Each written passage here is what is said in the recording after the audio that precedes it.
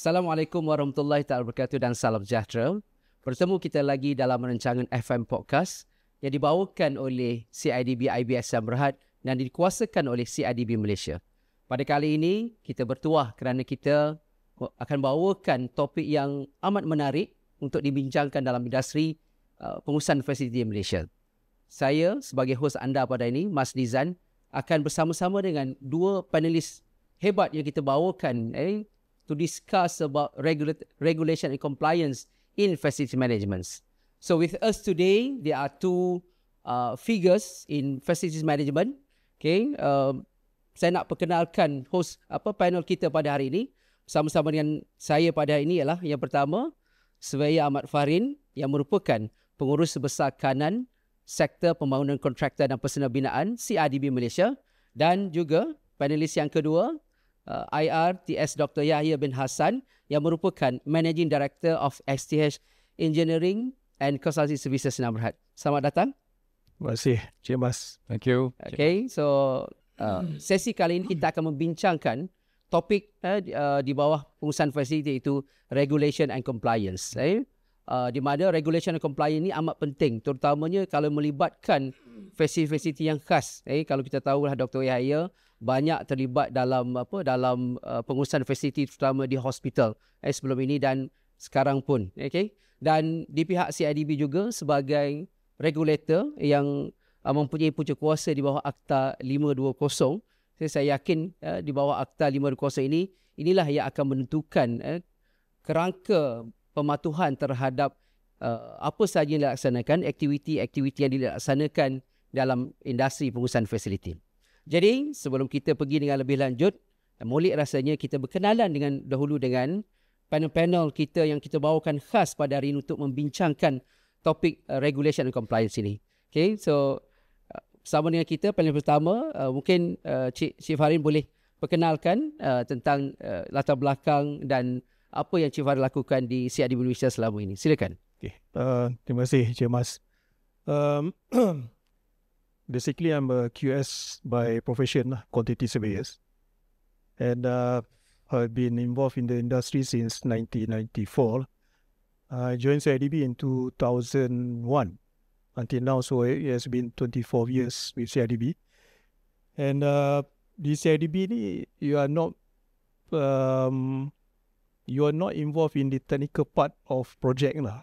You are managing the industry. So you look at the industry as a whole.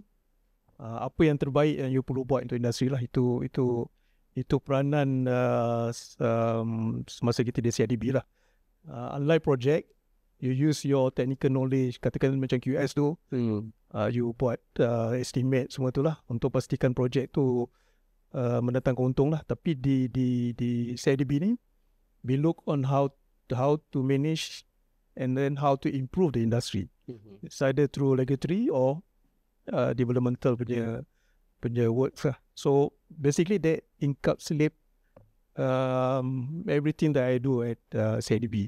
To detail out tu susah sikit lah sebab 24 years kan, macam-macam saya buat lah, daripada develop training, standard, promoting business overseas, so banyak benda nak kena cerita.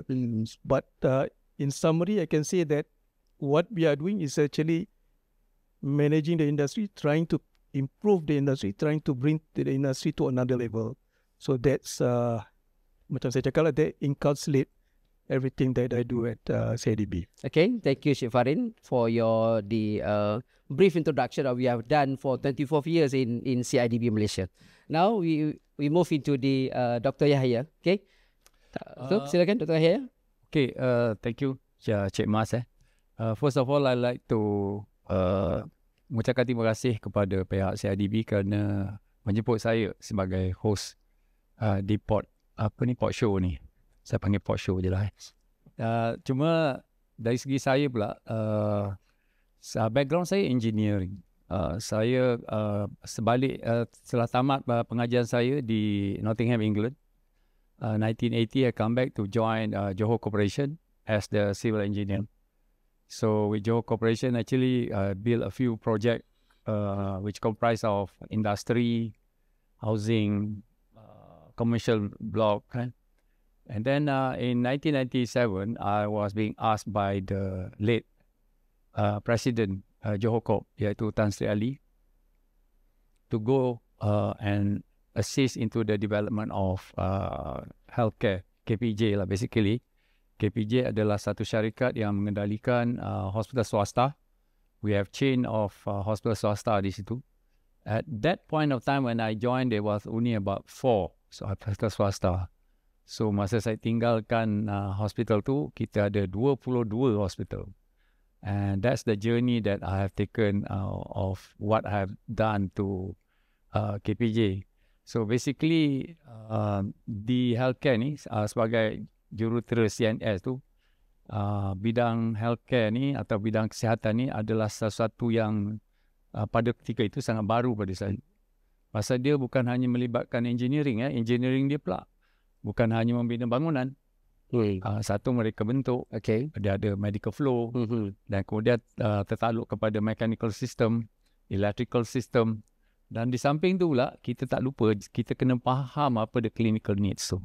So jargon-jargon seperti apa clinical requirement, apa dia orthopedic, apa pediatric, apa oncology, we have to know whether we like it or not. So saya macam bila join in 1997 tu, macam kita go satu proses pembelajaran yang dalam bidang baru.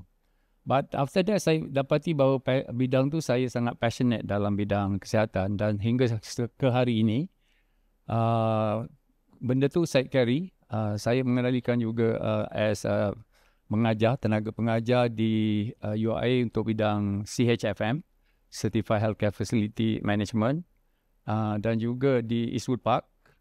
Dan of late ni banyak juga saya telah pun ditauliahkan sebagai training instructor oleh CIDB Holding untuk mengendalikan CHFM. So pada saya memang now I'm doing training. I'm also doing some consultancy work into hospital construction dan juga hospital operation. Okay, this was a great experience, pengalaman yang amat banyak, dan saya yakin pengalaman terutamanya dalam industri healthcare ni, ianya banyak melibatkan pematuhan kepada standard-standard yang ada. Mungkin berbeza dengan bangunan-bangunan yang lain, bangunan biasa. Bangunan hospital ni dia memerlukan banyak pematuhan kerana kita melibatkan nyawa pesakit, dan juga dari segi kualiti perkhidmatan yang disampaikan oleh pihak hospital itu sendiri dalam memastikan kualiti perkhidmatan terutamanya dalam medical services itu sampai kepada tahap standard, dan yang pentingnya orang yang datang yang sakit itu keluarnya sihat.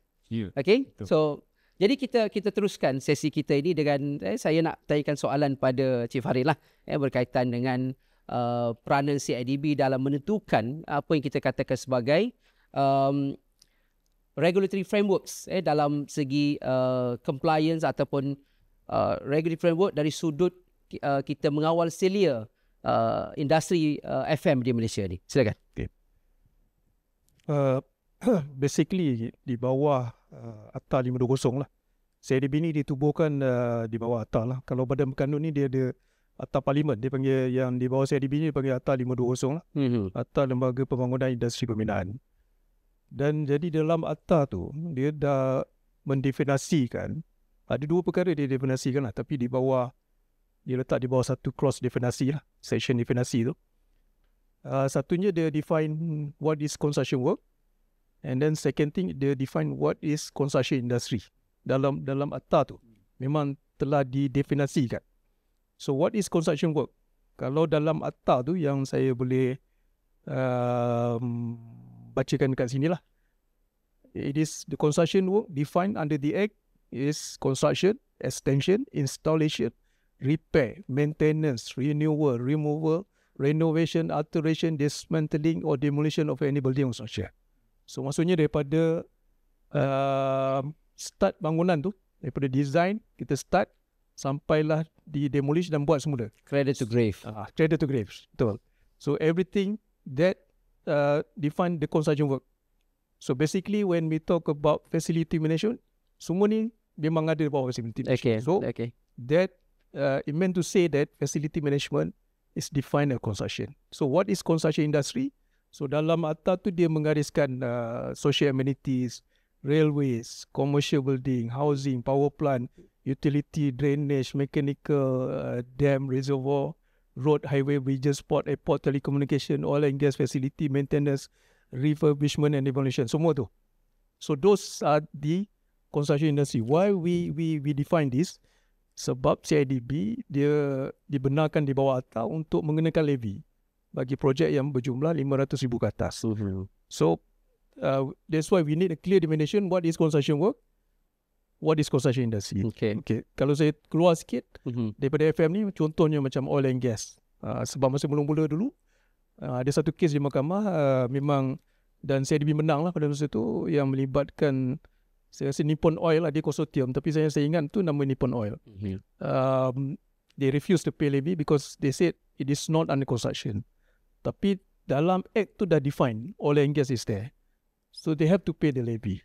So we won about, rasanya levy tu berjumlah, saya tak ingat lah berapa, tapi quite big lah, big amount. So in terms of regulation, in terms of whether CIDB can apply levy to facility management work, the answer yes. Memang dah ada satu kes yang dibawa ke mahkamah, dan mahkamah dah decide pada masa itu. Cuma saya tak ingat siapa melibatkan siapa dengan siapa lah. Cuma mahkamah define pada tu, masa tu it is left to CIDB to decide what is construction work, what is construction industry. So in terms of regulation is there. So there's no question whether facility management ini termasuk atau tak ada dah. Tak ada lah. Memang di bawah, telah jelas dan nyata di bawah Akta 520 lah. And then in terms of why we regulate the facility management work, it is because the industry ask for it. Kita kena faham tu, bukannya kita short sendiri. Bukannya tiba-tiba CIDB orang cakap pergi langgar sepadan, masuk sepadan orang. Tak. Tak. It is coming from industry. It came from industry.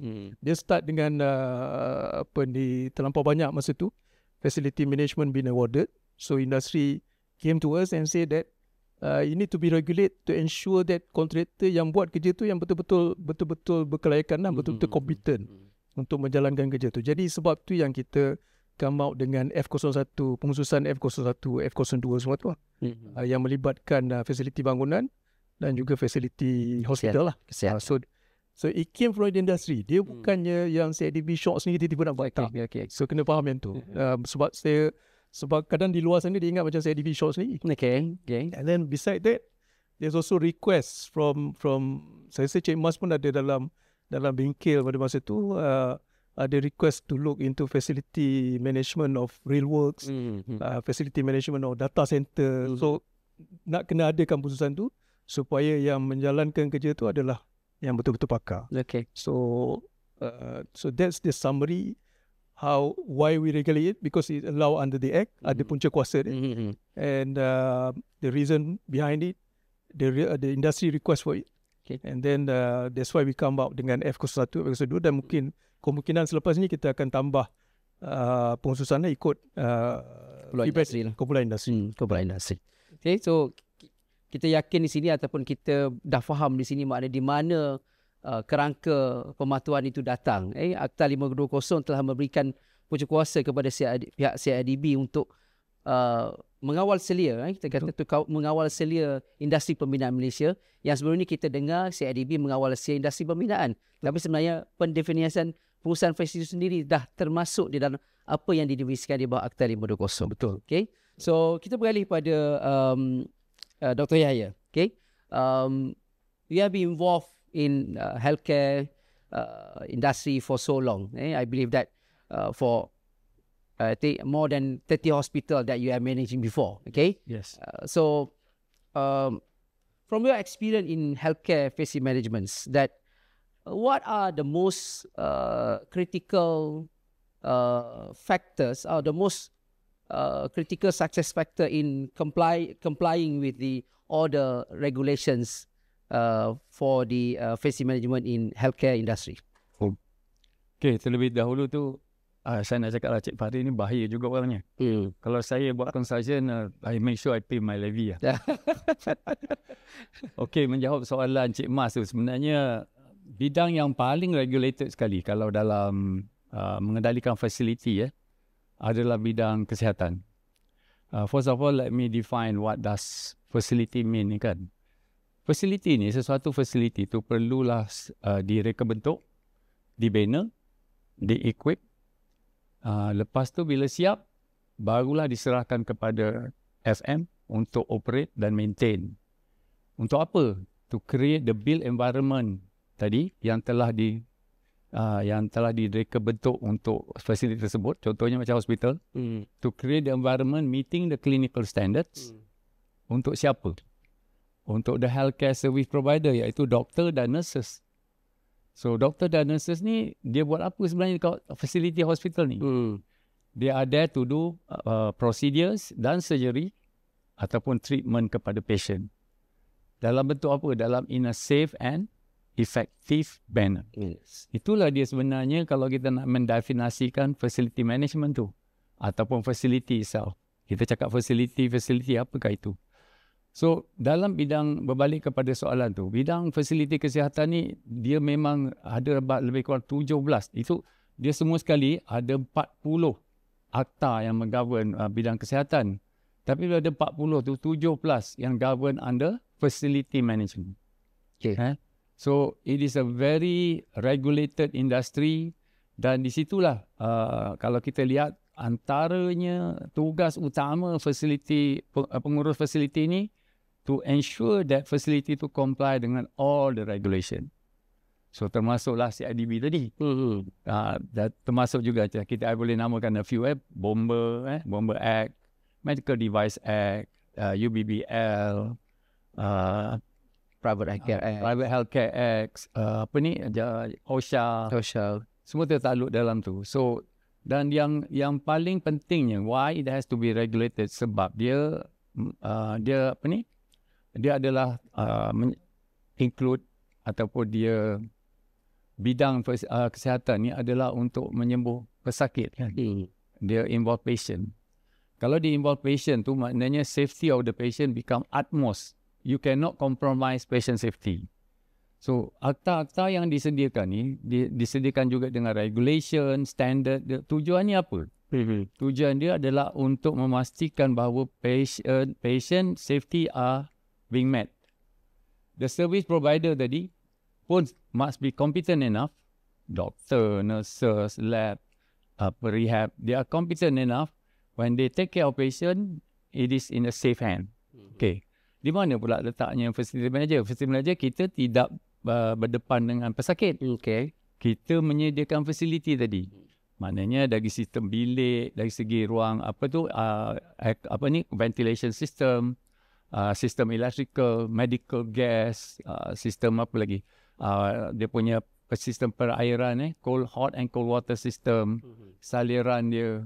So these are the thing yang saya rasa dan dalam bidang kesihatan jugalah, di mana kalau nak kirakan dalam bidang ni lah yang mengeluarkan paling banyak waste, yang dangerous waste.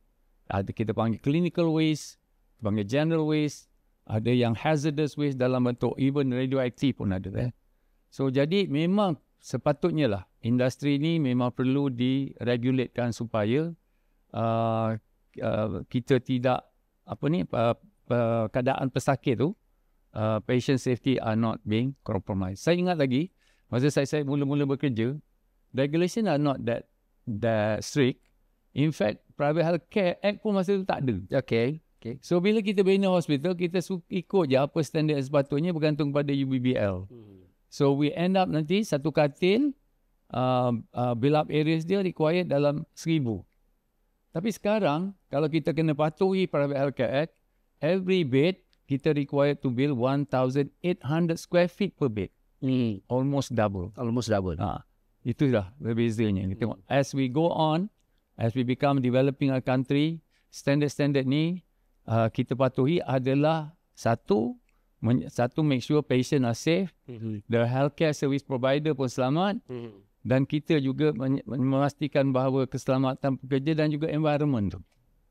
Itu je lah. Okay, alright. So kita nampak kat situ maknanya pentingnya keperluan standard ini dan sebagainya untuk dipatuhi untuk memastikan tujuan hospital tadi dapat dicapai lah dalam memberikan perkhidmatan terbaik kepada pesakit dan juga nurses dan juga doktor tadi. Mungkin ada sikit tambahan je Farid. Kalau saya boleh tambah, tujuan kenapa industri pembinaan bukan saja facility management, industri pembinaan as a whole, why he has been regulated, sebenarnya bukannya nak mengawal kontraktor, tapi nak memastikan yang katakan bangunan tu dibina ataupun servis yang diberikan tu selamat kepada orang awam.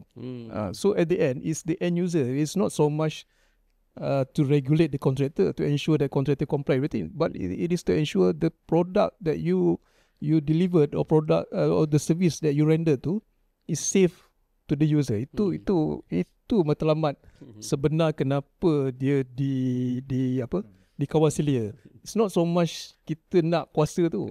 So not so much about memastikan kontraktor bayar lebih. Tak. Tapi kita nak memastikan yang whatever product deliver atau apa service render semua tu is memastikan keselamatan orang awam. Memang itu dalam akta pun ada dimentionkan benda tu untuk memastikan keselamatan orang awam. Itu yang penting. So yang at the end is the end user. It's not so much about the contractor tu semua. Jadi segala apa yang kita adakan tadi bukan untuk menyusahkan pemain industri, tapi akhirnya dalam bidang pembinaan bangunan biasa ke atau bidang hospital dan sebagainya adalah memberikan keselesaan, memberikan keselamatan kepada pengguna ataupun rakyat tadi. Okay, mungkin saya nak minta Dr. Yahya tambah sikit lah. Post-COVID-19. Saya yakin keperluan standard ini atau pematuhan ini berbeza dengan sebelum COVID berlaku. Okay, mungkin sedikit perkongsian lah apa yang berlaku pre and post COVID lah. Okey, benar tu Cik Mas. Sebenarnya kalau kita perhatikan, dulu saya cakap sebelum when I started belum ada Private Healthcare Act. Lepas tu keadaan berbeza. Bila kita didatangi oleh pandemik COVID-19 ni, dia membuka mata. Actually barulah the citizen tahu sebenarnya hospital ni adalah sangat penting. You apa berlaku pun hospital kena bertugas. Pihak-pihak pekerja hospital kena buka. Hospital tak boleh tutup. Jadi orang lain boleh duduk rumah. Tapi hospital kena buka. Pekerja kena datang bekerja. Dan kalau kita lihat dari segi paradigm shift netizen ni tentang kesihatan pun berbeza dah sekarang. Kalau dulu saya perhatikan, especially private dalam hospital swasta ni, kalau kita lihat bila ada dari segi visitors lah, kalau masa dulu everybody comes into the hospital, tak kisah bawa bayi, bawa budak kecil, semua nak dibawa. Padahal kita nak cakap actually hospital ni is a hazardous facilities. Tukar di situ lah segala penyakit ada di situ. Jadi selepas berlakunya COVID-19 ni, saya rasa kesedaran tu dah ada dan kita lihat the paradigm shift tu, orang dah kurang nak pergi. So kalau pergi ni visiting pun terpaksa lah. Sebab tu sebenarnya patient ni pun dia tak suka sangat ramai-ramai. Tapi bila dah datang saudara mara ni kan, terpaksa juga dia lain. Padahal what important for the patient is to rest and get well soon. Jadi perubahan itu dah saya dah nampak. Dan juga dari segi sistem pengawal selia tu pun dalam hospital dah berubah. Kalau kita ingat, kalau kita pergi hospital masa time COVID tu, apa yang berlaku? Dia dulu you kena duduk depan A&E tu ada kemah. Itu sepaksa dia screen you dulu. You duduk tunggu kat situ. Dengan kemah, dengan keadaan panas kan. Padahal yang datang tu, kita tahu kita sakit. Kadang-kadang nak bawa anak-anak ni yang sakit kan. Tapi tak dibenarkan masuk. Duduklah di kemah. Until you are being triaged and check betul. Ini bukannya COVID-19 boleh basmi. Seandainya katakan you demam, tak boleh, kena pergi satu tempat lain. So jadi dari cari dia punya flow of the patient tu pun sekarang dah berubah sejak pandemik tu. And facilities, even mereka bentuk facility tu pun dah sekarang ni mengambil kira dari segi keselamatan jika berlakunya pandemik sebut. Yang kalau dulu pihak-pihak hospital even yang pentingnya rakyat-rakyat semasa ni, masyarakat kita, dia kurang sensitif tentang menjaga infectious tu. Kita ni kita takut ni infectious orang communicable disease. nosocomial, kita dapat nosocomial infection. Maknanya infection yang dapat sebab you pergi hospital. Itu mungkin kesedaran tu dah ada lah. Okay, alright. Saya nak beralih pada Cik Farin lah. Berkaitan dengan apa yang CIDB lakukan dalam memastikan compliance di kalangan FM contractor, particularly on the safety standard lah. Tapi ianya bukan sahaja kepada kontraktor FM. Safety and standard ni ataupun kepematuhan kepada keselamatan ini adalah kepada semua kontraktor yang ada. So mungkin sedikit pandangan terhadap perkara ini. Kalau daripada segi pematuhan, memang di bawah ATA tu kita diberi kuasa untuk menjalankan penguatkuasaan lah. So basically we will check, dia ada 3 benda lah kita akan check. In terms of satunya kontraktor tu berdaftar atau tidak dengan CIDB, ataupun kalau berdaftar dia punya tempoh pendaftaran tu masih valid atau tak. Dan dalam pendaftaran dia tu we have to kalau dia melakukan kerja facility management, then we have to ensure that dia ada F01 atau F02 lah, tengok kerja yang dia buat lah. Second part is the workers. Workers tu maksudnya yang ni lah, yang pekerja lah. Memang dia accredit lah. Bergantung pada trade lah. Trade apa yang dia buat.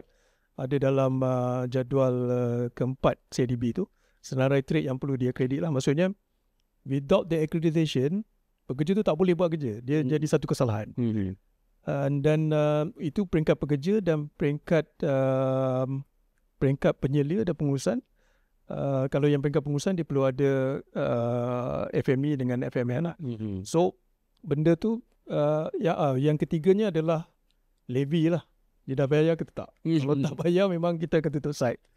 Itu memang kuasa yang diberi kepada CIDB lah. Okay. Sama juga bila kita semak sama ada dia berdaftar, workers dia accredit atau tak, dia ada FME atau FMN ke tak, facility management manager dengan facility management executive tu dia ada ke tak. Kalau katakan tak ada tapi dia melakukan kerja tu dan telah jadi satu kesalahan, kita pun boleh ambil tutup tapak juga. Boleh tutup tapak dan boleh dikenakan compound lah. Adalah amount dia berapa, saya tak berapa ingat lah. So itu daripada segi orang cakap rotan lah. Maksudnya daripada segi kerasnya begitulah. Maksudnya kita kuasakan tu berdasarkan pada kuasa yang diberikan dalam ATA lah, penguatkuasaan. Kita kena pastikan yang kontraktor tu mematuhi. Selain daripada yang 3 benda tu, bahan-bahan yang digunakan tu kalau dia tersenarai di bawah jadual ketiga tu, kita kena pastikan ianya mempunyai dipanggil perakuan pematuhan standard. Untuk pastikan yang bahan tu mematuhi standard yang telah ditetapkan dan selamat untuk digunakan lah. So kalau tak ada pun, itu pun boleh kena tutup site. Sebab sebelum ni, sebelum pindaan 2011 tu, kita cuma boleh tutup site kalau dia tak bayar. Kalau dia tak berdaftar dengan CIDB. Lain pada tu kita tak boleh. Tapi semenjak pindaan 2011 tu, dah banyak kuasa lah yang diberikan pada CIDB. So itu daripada segi rotan. Tapi daripada segi orang cakap pembangunan, kita menyediakan latihan untuk kontraktor, sebab sebelum ni benda tu tak dikawasilia secara keseluruhan lah. Sebelum ni nak minta F01 cuma tunjuk ada bukti pengalaman melalui SST lah, atau surat setuju terima tu. Tunjuk bukti dia pernah buat maintenance hospital, okey dapat F02. Sekarang ni tak boleh. Sekarang ni kena melalui kursus. Betul, ada exam kena ambil. Sebab kita nak pastikan yang kontraktor yang buat tu betul-betul layak lah. Betul-betul kompeten. Sebab macam doktor mencakap, kena macam hospital kan, very critical to ensure that the facility is been managed well. Sebab dia untuk bukan saja untuk menjaga pesakit, tapi juga orang yang datang tu, dengan doktor yang bekerja situ, nurse, radiologi semua yang bekerja situ pun selamat. So benda-benda tu kita regulate lah. Dan satu lagi, kita juga sedang membangunkan satu standard, tetapi it is an alternative to ISO 41000 lah. Maksudnya kita buatkan satu scheme yang similar to ISO 41000, tetapi daripada segi kosnya mungkin tak membebankan sangat kontraktor lah. Sebab kalau go for this ISO 41000 memang it will be too costly lah. For some contractor will be too costly. So we come up, we are trying to develop a scheme that is almost similar to ISO 41000. So Lebih localized lah. lebih localized. So kalau nak cerita daripada pematuhan, memang first kali kita kena berkeras lah. Okay. Kena berkeras. Maksudnya bila kontraktor tu nampak je CIDB datang, dia cakap, oh jangan main, CIDB dah datang. Okay. Saya tak nak. Bila diorang nampak CIDB datang, diorang cakap, tak risaulah CIDB datang, tak ada apa pun. Sebab itu kita tak nak. So saya nak relate pengalaman saya lah. Masa di Johor. Okay. So ada buat projek di hostel Akademi Bina Malaysia. So betul-betul belakang pejabat CIDB Johor. Okay. So saya cakap dengan budak saya, dah pergi check lah diorang. Diorang cakap belum lagi. Kena check ni sebab diorang buat kerja untuk CIDB. So kena jadi contoh pada kontraktor lain. Kan? Pergi check, tengok fokus tak ada green card, pekerja tak kredit, project manager pun tak kredit. So kita tutup site. Okay. Tutup site. So kontraktor tu pun terkejut. Lepas tu dia cakap dengan staff dia semua, untuk dia ni kita buat kerja CIDB, kita kena comply. So diorang comply. So sama juga. Dalam hal ni, bila projek yang lain pun samalah. Lepas tu saya cakap, bila CIDB pergi ke site tu, bila orang tengok CIDB datang, dia bukanlah takut, tapi maksudnya dia cakap, jangan main-main lah, CIDB datang ni, kita kena comply. So in terms of compliance, we have to be, orang cakap, strict lah. Tapi dalam masa yang sama, kita ada skim untuk membantu kontraktor tu untuk meningkatkan pengetahuan dia, dan juga untuk membantu dia mematuhi perkara di bawah akta lah. So those are among the things that when we talk about pematuhan, dan dalam masa sama kita ada juga satu skim untuk pembangunan untuk kontraktor FM ni. Yalah, kalau kita hanya mementingkan pematuhan kepada standard saja, tapi kita tak provide kepada kontraktor-kontraktor kita yang ada ini bagaimana nak mematuhi standard tadi, satu perkara yang tidak seimbang lah. Dan saya yakin apa yang dilaksanakan oleh CIDB inilah untuk mengimbangi keperluan kepada pematuhan standard dan juga bagaimana nak mematuhi standard tadi. Dan sekarang ini mungkin di luar sana orang faham CIDB bukan hanya mengutip levy, tapi banyak benda yang dilaksanakan untuk memastikan industri pembinaan kita, termasuklah industri FM tadi yang berada di bawah Akta 50 ini dikawal sia supaya produk yang dijaga, dihasilkan, iaitu pembinaan tadi, bangunan ataupun apa saja aset yang dibina atau fasiliti dibina dengan mengikut kepada pematuhan standard-standard yang ada. Tapi selepas itu, selepas bangunan itu siap, fasiliti itu mesti juga dikawal sia supaya aktiviti pengusahaan fasiliti tidak lari daripada apa yang kendaki, di mana objektif utama tadi untuk memastikan supaya rakyat itu selamat, public, orang awam itu selamat daripada gangguan, daripada aksiden dan sebagainya. Okay? Alright, saya nak beralih pada Dr. Yahya lah, sebab kita bercakap dalam hospital ini, kita tahu bahawa hospital di Malaysia ini rasanya kita faham, terutama di hospital awam lah, hospital kerajaan, kita mempunyai limpahan pesakit yang datang ke hospital lah.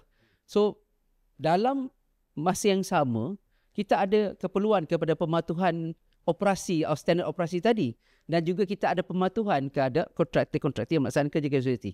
So dari segi sudut itu, apa pandangan you berkaitan dengan how the FM contractor nak balance up between operational requirement dengan FM requirements dalam dia melaksanakan tugas dia sebagai FM contractor atau FM service provider di hospital tadi? Kan tadi saya cakap Cik Fahri ni bahaya orangnya. Mula saya ingat dia nak saman je, kali ni dia nak buat rotan. Okay. Jadi kalau dia datang memang saya seram sejuk. Jadi kalau menjawab soalan tu, sebenarnya dari segi operasi dua, satu operasi hospital tu, kemudian operasi FM. Seperti saya katakan tadi, this is a very regulated industry such that because kita ni tumpuan kita kepada patient dan juga bukan hanya patient ubat-ubat yang kita gunakan, equipment yang kita gunakan boleh mendatangkan hazard. Jadi hazardnya dalam bentuk apa? Equipment yang gunakan tu kadang-kadang dia dia mengeluarkan laser katakan, radioaktif. Kalau ubat-ubat ni pun kadang ada juga yang kadang-kadang yang can be dangerous. So pematuhan dari segi operasi tu, dari segi make sure that bila kita operate hospital tu, satu pihak service provider tadi, doktor, nurses, lab tadi, dia tahu tanggungjawab dia. Maknanya dia are handling dangerous material and it must be properly handled. Dan itu juga bila ada waste pula, it must be properly disposed in a manner that is accepted ataupun dibenarkan oleh Department of Environment ke, Department of Atomic Licensing Board ke. So dia ada banyak. Itu dari segi operasi hospital. Dari segi melaksanakan operasi FM pula, di situ seperti apa yang Cik Farid kata tadi, dia nombor satu, of course, peringkat FO2 ni memang benda ni masih baru lagi. So kalau kita perhatikan operasi hospital ni, kalau nak kirakan yang even the concession company dah berjalan almost 15-20 tahun dan lepas. So isu-isu ni memang tak pernah dibangkitkan. So kalau saya operate, saya letak satu engineer atau technician, itulah dia. At one stage dulu, kalau saya buka hospital KBJ ni, even the management also think that way, that saya letak satu charge man, dia handle lah semua facilities. Macam mana kalau macam tu kan? Dia tak, macam tidak mendatangkan logik tau. Tapi because pada masa tu tidak ada tekanan daripada authority. Tapi kalau sekarang, kalau you nak operate, charge man ni hanya untuk electrical. Bila medical gas, you need competent person yang dicertified kan. Begitu juga dengan kalau nak run aircon system, dia kena ada refrigerant technician. Bila nak mengawal selia dari segi bahan-bahan tadi yang clinical waste ataupun waste tadi, pula kena ada section yang kena dapat juga approval daripada DOE. Begitu juga LB. So saya rata-rata ni, what is good about today's industry, saya kalau pergi hospital tu, saya pasti kalau dia being run properly according to the standard yang disediakan, saya tahu hospital tu selamat. Okay. Itu je lah yang assurance yang saya boleh bagi. Kalau kita patuhi semua ni regulation, kita pastikan benda tu selamat. Okay. Dalam hospital pula, kita apa yang kena pentingkan? Satu, keselamatan dari segi kebakaran. Kedua, kita gunakan lift kan. Ketiga, kita ada banyak tu silinder-silinder ni yang very hazardous. Pressure vessel are very hazardous. So this is what kadang-kadang yang substation pun sama. Kita nak power outage tapi kita kena ada genset. Nak run the genset tu pun bahaya. Begitu juga kita ada UPS dan sebagainya. Dan bila kita design sesuatu hospital tu, kita dah design tu, actually kita talk about risk management. Sebenarnya dalam mereka bentuk hospital tu, all these risks are be taken care of. Cuma mungkin di sini kan, kalau segregation construction dengan FM ni, dia macam terpisah. Padahal sepatutnya kepentingan FM ni sepatut dipikir masa mereka bentuk. Nanti masa mereka bentuk, taklah menjadi masalah macam mana saya nak panjat atas ni, dia tak sediakan. Macam mana saya nak masuk dalam ceiling, there's no manhole. So dari segi tu kan, kalau boleh lah akta, kalau macam mana saya tak tahulah, CIDB ke akta yang berkaitan. Tapi CIDB lah sebab dia berkaitan dengan construction kan. So memastikan bahawa kepentingan untuk menguruskan facilities tu selepas siapnya projek tu diambil kira. Tapi dari segi pihak JKR, dia dah pastikan, circular dah keluar bahawa di dalam mereka bentuk any of JKR punya building, pastikan ada element of facility management. Mana the consideration of FM element during the design stage. During design stage. Amat penting. Ya. Yeah. Amat penting. So mana bertepatanlah dengan punca kuasa diberikan kepada CIDB tadi. Ya. Fatality dan juga construction dia letak dalam CIDB. Ya Cik Farid, ada tambahan? Cuma masalahnya di Malaysia ni, they look at the initial cost. Ya. So kalau kita ambil take into account the facility management part, then you have to do the life cycle costing. So life cycle costing memang at the start tu memang initial cost akan tinggi. Yes. But it have to save during the maintenance period. Tapi di Malaysia kita culture tu kurang. Memang kurang. Memang kita go for initial cost tu rendah. Okay. Kita tak tahu yang kemudian tu teruk nanti. Kita nampak. So, contoh macam rumah tak payah hospital lah, rumah teres tu.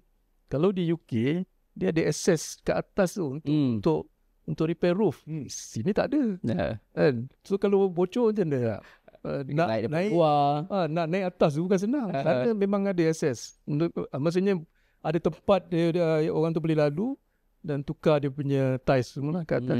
Tapi to do that, to have that access, it going to be costly. Okay. Tapi kita tak pernah fikir tu sebab selalunya di Malaysia ni dia mengambil kira cuma initial cost. Dia tak ambil kira the life cycle costing.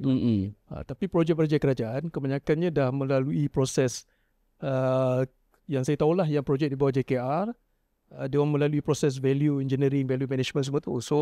So mungkin yang tu dah diambil kira. Tapi saya tak sure di pihak swasta macam mana lah. Cuma in terms of to inculcate that value tu memang akan ambil masa. Memang kita selalu di CIDB pun kita selalu tekankan it has to be when you cost a building, it has to be on the life cycle costing.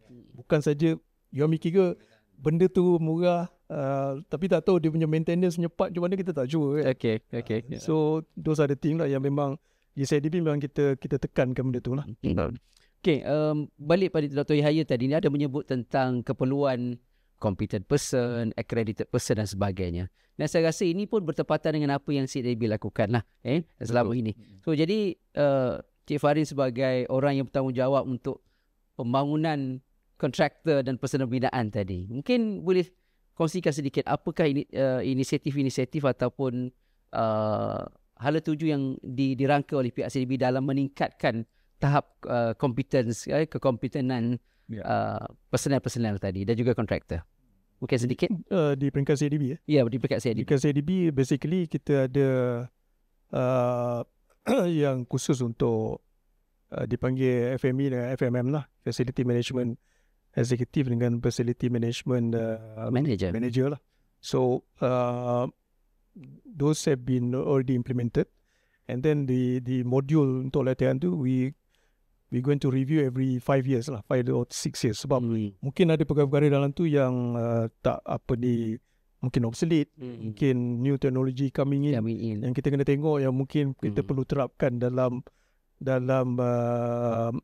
modul tu lah. Selain daripada tu kita juga bangunkan standard untuk FM, CIS tu, Construction Industry Standard sedang dibangunkan, dan ini dibangunkan dengan pihak industri.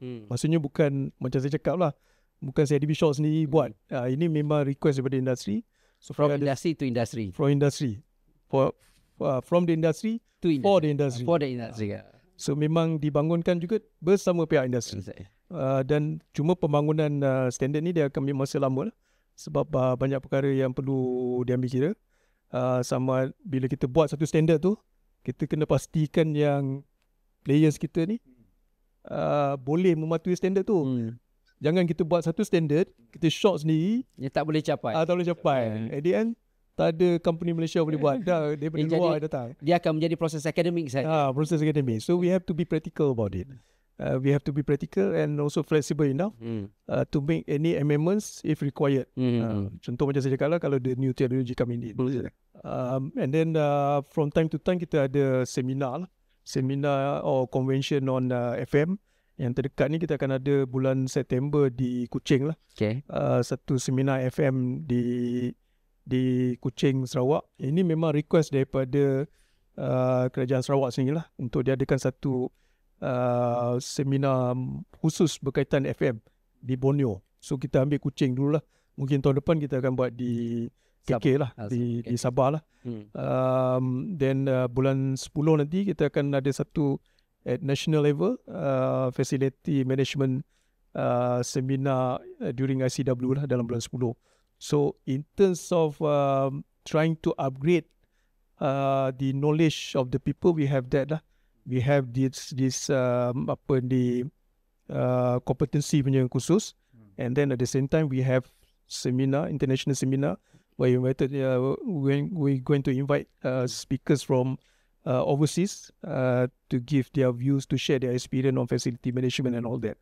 So we have basically kita cover semua lah, from workers we have this trade punya latihan semua tu, up to management punya level, and then for companies itu yang facility management seminar semua tu lah. So we have covered throughout the value chain of that facility management. Okay, cover all the spectrum and perspective lah. Yeah. Okay, alright, Dato' Yahya. Mungkin ni saya rasakan soalan yang terakhir saya nak tanya lah. Okay, okay. Do you think that Malaysia unify FMX? Do you think at the current stage and maybe in future, do you think that we should have that?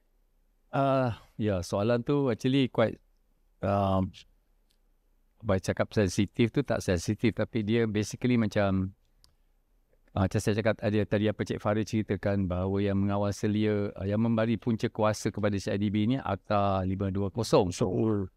So di situ yang lahirnya kepentingan untuk FM. Tetapi ada juga dalam Akta Property Management, bila Akta 242 ni, dia under Property Management. Another part is, another Akta is 757, iaitu Stratified.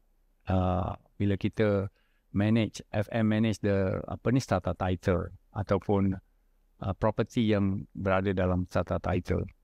Tapi walau macam mana pun, kalau kita lihat kan, basically property management ni as a whole is the whole industry dalam pengurusan facility ataupun pengurusan property. Tetapi pihak property management ni, kalau saya bagikan contoh macam commercial building, property management ada satu, to find tenants, must be the right tenants, and then apa the lease yang dia nak charge. They're supposed to collect rental. Yang keduanya, they also try to create something where customer will entice the customer to come into the commercial area. Tetapi nak run that facility itu kerja dia. They need facility manager to run the lift, to run the aircon system, memastikan bahawa sistem firefighting system is working. So ada banyak perkara yang property management tidak boleh operate jika tidak ada FM. So nak tanda, actually dia goes hand in hand. Cuma yang I think in one sense that property under persatuan Boviat, dia pun dah setuju bahawa semua kontraktor yang mengendalikan FM ni perlu ditauliahkan oleh CIDB. So they have also understand that. So kalau soalan tadi nak unifykan FM tu, itu pun pada saya satu usaha yang bagus, tetapi dia mungkin memerlukan masa yang panjang. So apa yang penting ialah dari pihak CIDB ni sendiri, kalau boleh diberikan punya kuasa untuk mengeluarkan FM facility management manager ataupun facility management team yang untuk merangkumi. Tadi kita ada FMM, FO1.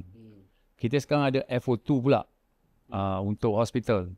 Mungkin lepas ni kita ada untuk FO3, katakanlah. Sekarang ni sedang dikaji untuk buat railway. Untuk airport, mungkin kita perlukan another bidang yang khas untuk airport. Sebab airport pun sama juga, facility dia dibina untuk siapa? Untuk immigration, custom, airport operator, airline operator. Customer dia siapa? Travelers. So di situ lain. Tapi kalau kita lihat pula highway lebuh raya, kan sama juga kan? Kegunaannya untuk highway tu adalah menyediakan satu facility untuk kegunaan siapa tadi? Kereta tadi, yang membawa kereta. Jadi itulah jadi dia punya usaha. Tapi yang mengendali operate dia tu, dia mesti pastikan tidak ada potholes, ada enough lights. Kalau tidak ada jalan tu tidak licin dan sebagainya. So dia juga melibatkan FM. So mungkin lepas daripada ni CIDB akan keluarkan satu-satu. Tambahan pula sekarang apa industri yang paling besar sekarang dibangunkan dekat dalam Malaysia, data center. Data center, nak manage data center even it is more specialized compared to hospital. Saya ingat dulu mungkin hospital dia very specialized lah, tapi data center even higher than that. Requirement power dia lagi tinggi, requirement air dia lagi tinggi. Dia tak boleh ada outages. So all these things lah. So that is the one. Kalau kita cakap nak unify FM tu satu usaha yang baik lah. Tapi pada saya, apa yang sedia ada ni di-strengthenkan, diperkuatkan. Kita perkasakan apa yang ada. Perkasakan apa yang dah ada ni supaya tiap-tiap satu tu berjalan dengan mengendalikan. Jadi pasal fasiliti ni terlalu banyak. Even kalau dekat dasar government level dia talk about designs. Dasar, senggara, aset dan infrastruktur negara. Yes. So di situ pun dia dah looking at dasar. Dia looking at dasar saja. Tapi yang tadi itulah kalau CIDB ni sepatutnya mereka mungkin perlu lihat. Because tadi kalau ikut definition construction tu memang ada menyebutkan maintenance. Tapi pada saya kita betul-betul masukkan elemen FM dalam tu. Jadi senang, punca kuasa tu kuat. FM ni dia memang yang memegang kuasa tu CIDB. Dan juga make sure orang yang ditauliahkan tu benar-benar mahir. Dalam bidang fasiliti yang tadi saya cakap tu. Yes. Lain facilities, lain kebakarannya. Jadi maknanya nampak macam tugas besar pada CIDB lah nak membangunkan industri ini dan mengawal selia industri tadi. Betul. Okay, satu soalan saya nak push, mungkin soalan terakhir lah kepada Cik Farin. Okay. Ada tak dari pandangan you lah sebagai perlu atau tidak kita ada dedicated FM certification body lah? Ada tak? Mungkin sedikit pandangan lah tentang perkara tu. Kalau tanya saya memang tak perlu lah. Okay. Sebab that certification body is actually with CIDB. Okay. Unless you want to certify other things lah. Tapi in terms of being a contractor, you want to act as a FM contractor, then you have to be registered with CIDB. Okay. Then you have to comply what are the rules before you can be certified as an FM contractor. So sudah ada. So bagi saya tak ada keperluan untuk mewujudkan lagi satu body untuk certify FM. Unless you're talking about other things lah. Saya yang tu saya tak sure. Okay. Tapi kalau tanya saya tak ada keperluan lah. Cuma daripada segi akta bertindan tu biasa. Sebab JPJ dengan polis pun ada pertindanan. JPJ pun keluar saman laju. JPJ pun polis pun keluar saman. Polis pun keluar saman. Okay. So pertindanan tu biasa. Yang bahaya tu bila semua orang cakap ini bukan bawah saya. Tiba-tiba lah kan terjadi sesuatu, katakan fasiliti kat hospital tu terbakar. Tak ada orang tengok. Bukan bawah saya ni. Kita orang tak ada kuasa. Yang tu tak boleh. Okay. Bagi saya pertindanan tu tak ada masalah. Okay. Kan? Jadi ramai orang cover benda tu. Okay. Yang jadi masalah bila tak ada orang nak mengaku. Ini bukan tugas saya. Saya tak ada kuasa. Tak boleh. So daripada segi akta saya rasa tak ada masalah. Tak ada masalah. Kalau nak menunjukkan satu Unified Act, then we need to ask what value does that Unified Act bring to us? Okay. How does it improve the standard of delivery now? And then how does it improve the construction industry as a whole? Kita tengok benda tu. We have to look at the value. We cannot just simply say we want this. Kita kena tengok for the sake of creating something new. Tak boleh. Kita kena tengok as a whole lah. So pada pandangan saya macam tu lah. Cuma saya nak tambah sikit yang pasal data center tu. Tapi ni outside of FM lah. Tak ada relate dengan FM. Sebab semalam saya pergi ke data center. Lepas tu saya tinggal cerita Mission Impossible. So yang part yang dia menyelam tu kan. So sampai-sampai saya tanya orang tu, kita pergi ke high-tech punya data center. Saya tanya kawan tu, dia ada macam Mission Impossible lah. Saya tengok kolam tu. Saya cakap, minta maaf cik, ni lama punya data center tak ada kolam tu. Sebab dia tak pakai, dia tak guna banyak energy. Ada cooling system. Betul, cooling system dia. Tapi dia data center lama. Dia ada daripada 2003 ke 2007 dia dah ada data center. Okay. Tapi dia tak guna a lot of energy macam yang di current data center. Okay. So dia cuma pakai aircon je lah. Okay. So saya dalam bayangan saya bila melawat data center ni macam cerita Mission Impossible lah. Yang dia menyelam kat bawah tu kan. Saya nak tengok lah kolam tu. So itu orang cakap selingan lah, luar daripada FM lah. Tapi betul lah, memang ada juga request daripada industri to look into FM of data center. And then another one that is coming soon yang kerajaan sini akan buat is on nuclear.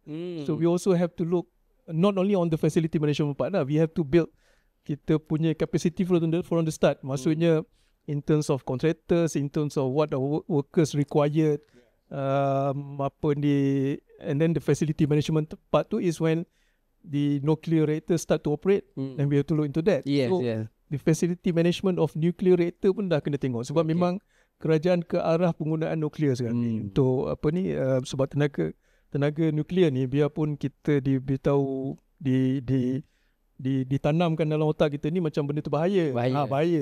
Tetapi daripada segi penggunaan dia murah.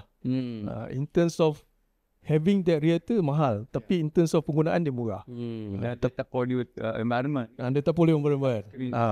Lepas tu dia punya teori dia, the more dangerous it is, the more risky it's actually safer. Yang orang yang pro nuklear cakap lah. Saya pun tak sure juga.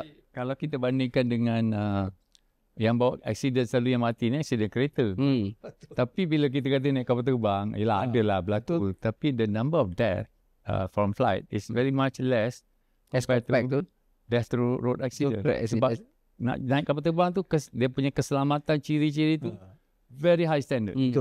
So itulah. So nuclear is another part that we going to look at. And rasanya kerajaan pun dah ke arah situlah. Dan CIDB pun dah dijemput menjadi jawatankuasa teknikal. Adalah working group untuk melihat kepada penggunaan tenaga nuklear lah. So there's another thing that we have to look at on the facility management on nuclear punya facility lah. So nampaknya saya nak tambahkan, actually kalau FM sekarang ni itu yang tepat masanya where you say that you nak createkan lagi satu CIS, Construction Industry Standard untuk FM kan. Sebab kalau kita lihat sekarang kerajaan pun dah menuju ke arah tu. We talk about sustainability. Kalau you tengok dulu in FM punya kursus dulu kita never talk about sustainability. So now we have to add that element of sustainability di mana we talk about SDG dengan ESG. Cuma memang betul lah tadi yang macam Cik Faiz, bila nak masuk ni cost dia tinggi sebenarnya. Kalau kita nak pakai, nak make sure that kita do a sustainability effort ni. Dan lagi satu juga dimasukkan dalam standard tu kita terfikir bahawa sekarang ni FM, patutnya kita have move towards AI. Betul. So it's about time. So jadi di situ jugalah kita kena kaji kalau move towards AI ni apa kehendak dia. But kita tak boleh memaksa lah. Semua kita kata ada standard dia. Tak semua facility masih mampu lagi untuk move towards AI. Tapi bila ada AI tu, maknanya ciri-ciri kita kata oversight, negligent, tak ada. Sebab benda tu dah ada. Kita ada, dia akan enhance the compliance. Kita ada sensor, building automated system, BMS, kita ada CMMS, link pula dengan BIM. Kaedah-kaedah untuk oversight tu pada saya will be the thing of the past. Hopefully lah we come to that. Nampaknya pembincangan kita hari ini banyak input-input yang menarik yang kita dapat pada sesi podcast kali ini. So, saya rasanya tak puas nak dengar. Rasa nak dengar lagi. Tapi kita dah kita masa mencemburi kita sebenarnya. Jadi mungkinlah sebagai closing remark daripada kedua-dua panel sebenarnya, saya mulakan dengan Cik Farin sikit. So kalau FM ni, kalau nak cakap kerja dia complicated, memang bagi saya complicated lah. Sebab kalau if you are doing construction, dia ada 25 akta dan peraturan yang perlu dipatuhi. 25. So tadi doktor cakap kalau buat FM 17. So if you are doing construction plus FM 25 plus 17. So tapi mungkin dah ada pertindahan.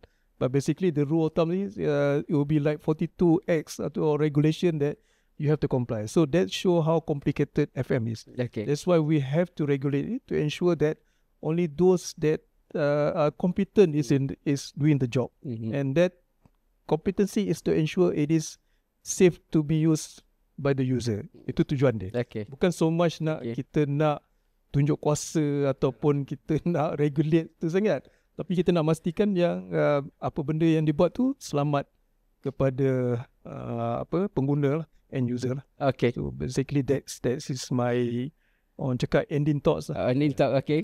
Very strong closing remark daripada Cik Mak Farin. Dr. Yahya, silakan. Okay, sebenarnya kalau kita ingat our late PM dulu Tun Abdullah Badawi yang dia cakap, we are very good at construction. I think it's some of the best building in the world pun kita construct. But when it comes to management, we are very poor. So it's about time lah pada saya. Kalau construction ni, dia limit dia ada tempo design, construction dan TNC. So normally 3 to 4 years. Paling tinggi pun 5 years lah. Tapi when you talk about FM, how long will it take? Probably forever. Selagi building tu ada kan? Yes. Selagi tak dipindahkan ke apa. So you tengok keperluan tu. Kalau you focus on design dengan construction, you focus banyak-banyak. Tapi FM ni orang lupa. So tapi I tengok dah ada lah usaha-usaha daripada regulators ni, especially macam CIDB ni dah nampak tu. So we are moving toward in the right direction lah pada saya. So overall, saya rasa thank you CIDB, keep up the good work. Tapi janganlah buat rotan banyak sangat. Thank you. Okay. Okay, terima kasih kepada kedua-dua panelis kita, Surveyor Mak Farin daripada CIDB Malaysia dan juga ayah Dr. Yahya daripada SA Engineering. So, kita telah berada di penghujung sesi podcast pada ini. Sekali lagi, kepada penonton-penonton di luar sana, kita telah membincangkan banyak perkara pada hari ini dan perkara-perkara yang dibincangkan ini adalah untuk industri, untuk maklumat kepada pemain industri, untuk maklumat kepada rakyat ataupun orang awam yang berada di luar sana yang baru nak mengenali tentang FM ini, dan juga kita nak pastikan bidang FM ini boleh juga memberikan satu peluang pekerjaan yang baguslah bagi anak-anak muda yang nak berkecimpung dalam bidang FM ini. Okay. Sebelum kita mengakhiri sesi kita pada kali ini, saya ingin sedikitlah membuat promosi berkaitan dengan dua event utama yang akan dilaksanakan oleh CIDB berkaitan dengan FM. Yang mana yang pertama telah pun tadi disebutkan oleh Cik Farin, Sarawak Facility Management Industry Engagement Day yang akan dilaksanakan pada 4 September 2025 di Kuching, Sarawak. Dan yang kedua ialah Facility Management Engagement Day 2025 yang akan diadakan serentak dengan ICW International Construction Week 2025. Okay? Untuk maklumat lanjut, tuan-tuan ataupun penonton di luar sana boleh lawat laman web bina.cidbibs.my untuk maklumat lanjut. Untuk itu, terima kasih kepada semua yang panelis kita yang berada dalam sesi kali ini, kepada penonton-penonton di luar sana.